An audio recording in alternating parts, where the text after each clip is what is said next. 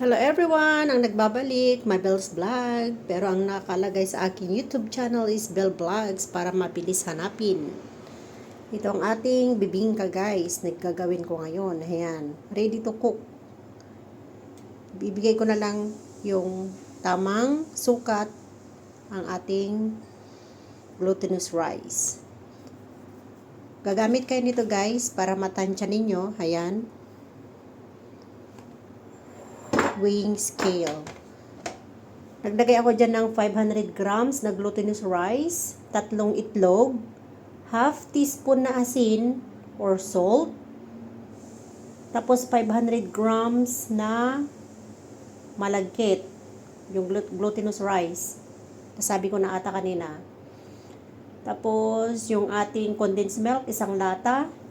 At nagdagdag ako ng konting brown sugar para mabuo na 380. Supposed to be is 400 pero binawasan ko. Ayaw ko ng masyadong matamis. Kaya i-less ninyo pag ayaw nyo na masyadong matamis. At naglagay din ako dyan ng ibap, 500 grams. Ayan, pinaghalo-halo ko na lang siya guys. Ayan. At naglagay din ako dito ng butter. 115 grams na butter. Ayan, ganun lang. Pinaghalo-halo ko lang na ganyan. Tapos ready na itong i-bake. Okay, coconut milk. Naglagay ako ng 2 ganito guys. Ayan. At saka yung ibap. Sinabi ko na rin, 500 grams.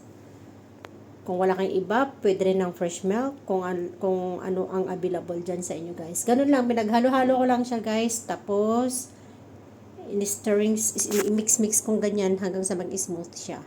Na, ready na yan guys. Iayusin na natin yung paglalagyanan para okay na yan.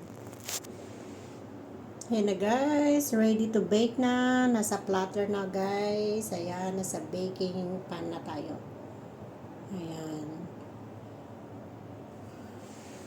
Papasok na natin sa ating oven. Ayan guys. Nandun na sa loob. Close na natin. Thanks for watching. Picture ko na lang mamaya yung result. Bye everyone!